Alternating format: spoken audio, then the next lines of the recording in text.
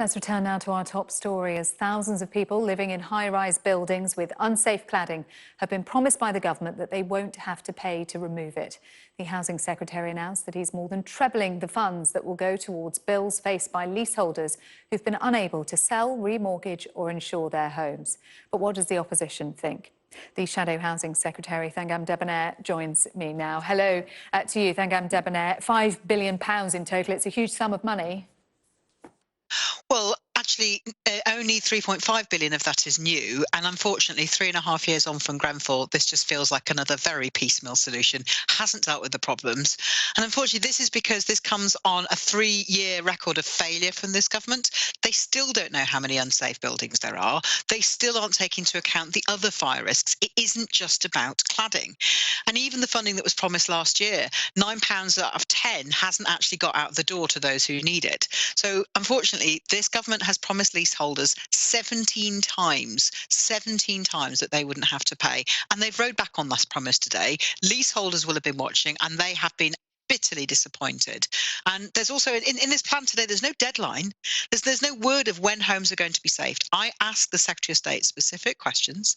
I asked him to say how much he thought this was going to, how much the new levy would bring in. He didn't say. I asked him when the deadline was. He wouldn't say. I asked him how much leaseholders would be paying, and he wouldn't say. There's too many unanswered questions, which leaves leaseholders still in danger, in fear, and in the dark about what's going to happen to them.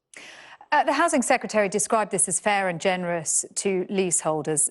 Let's just be clear on who is affected here. Leaseholders in high-rise buildings with ACM cladding, that is what's deemed the most dangerous cladding, are going to face no costs. Those are buildings 18 metres or higher.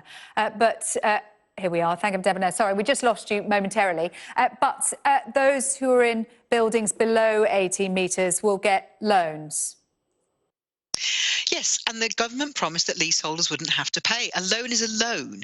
It's also, I think it's a bit disingenuous of the government not to be clear about what is covered. So whatever height your building is, it's not clear whether or not things like fire breaks and fire doors are going to be covered. And that's what many people have been left paying for and being threatened with massive charges. There are still too many people who are in homes without unsafe cladding, but with other fire difficulties, who are facing bills of up to £100,000. You know, in many cases, that will be half the value of their property.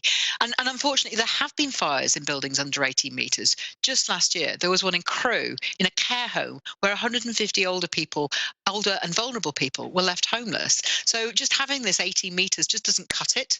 There's people I've come across, like a woman in Runcorn, for instance, who's living in a development where there is a mixture of buildings. Hers is just under 18 metres, she won't be covered. And just next door to her, there's one that's over 18 metres who will. This seems to be really arbitrary, really unfair and unjust. Yeah, what about the levy for developers in the future? Do you think that will act as a deterrent?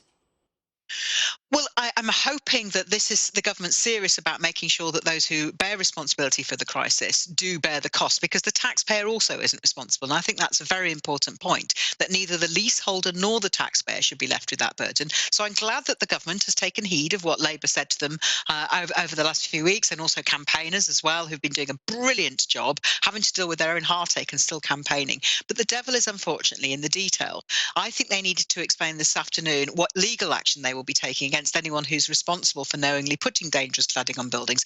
That wasn't mentioned. And I say this again, the loan scheme is a betrayal of their promise to leaseholders. And I say to leaseholders, we're not giving up on you. We will keep fighting. Robert Jenrick said that your request for a task force, your offer of setting up a task force, was empty words. And meanwhile, the Prime Minister had been working with lenders and insurers to bring forward today's announcement. Does it give any comfort then that something is happening, some progress is happening 3.5 years on for those who are living in these situations? Something is still something, but it's 3.5 years on. It's after 3.5 years of being too slow, being late, failing to get a grip on this. Yes, they may be talking to lenders, but why weren't they talking to lenders 3 years ago? Why weren't they talking to the experts 3 years ago? And the suggestion of a task force, I don't think he was listening carefully. The task force was one that we proposed to have teeth, to have powers, to take out the party politics, which, by the way, I think leaseholders would really welcome.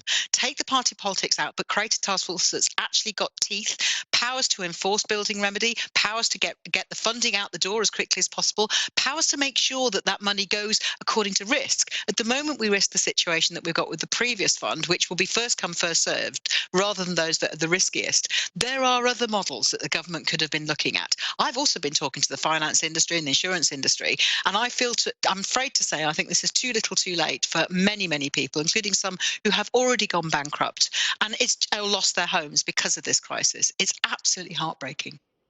Thangam Debbonaire, thanks very much indeed for talking to us this afternoon. Thank you. Thank you.